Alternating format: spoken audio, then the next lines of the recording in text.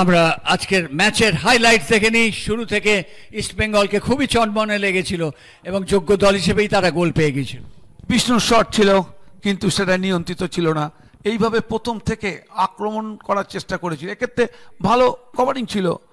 উমেরের বল চলে গেছিল বাইরে, একটা সেন্টার কিন্তু বল বাইরে ঠিক জায়গায় কিন্তু রাখতে পারেনি। এটা একটা ভালো আউটসাইড ডস ছিল, সেখান থেকে পেনাল্টি মদন মান্ডি করে ফেলেছিল এবং জেসিনটিকে গোল করে দলকে এগিয়ে নিয়ে গেছিল। ভারী সুন্দর শট করেছিল জেসিনটিকে, ভারী সুন্দর ওর প্লেসমেন্ট, গোলরক্ষকের কিছুই করার ছিল না। আত্মবিশ্বাসী পেনাল্টি, এই মুহূর্তে এই শটটি সরাসরি গোলরক্ষকের কাছে চলে গিয়েছিল। এটা কিন্তু গোল করা উচিত ছিল জেসিনটিকে, গোলরক্ষককে কাটিয়ে এই সময় যদি পুশটা করতো তাহলে কিন্তু গোল ছিল। তা না করে কাল বিলম্ব করলো এবং খেসারত দিতে হলো। এক্ষেত্রে কিন্তু গোলরক্ষক ফ্লাইটটা মিস করেছিলেন। যাই হোক, হীরা থাকায় বিপদ ঘটেনি। এক্ষেত্রে শটটা ডিফ্লেক্টেড হয়েছিল, কাজের কাজ কিছু হয়নি।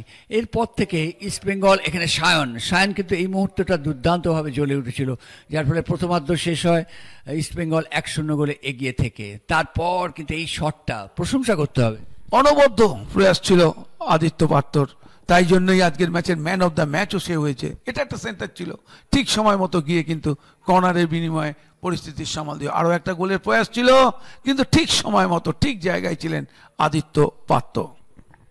এখানে শটটা বাইরে চলে যায়, বাঁ দিক থেকে বিক্রম বারবার উঠে এসছেন, দুর্দান্ত বল বাড়িয়েছিলেন বিক্রম। এখান থেকে গোল হতে পারত কিন্তু হয়নি। শেষ পর্যন্ত ট্র্যাপিংটাই ঠিক হলো না। এইভাবেই খেলার পরিসমাপ্তি ঘটে।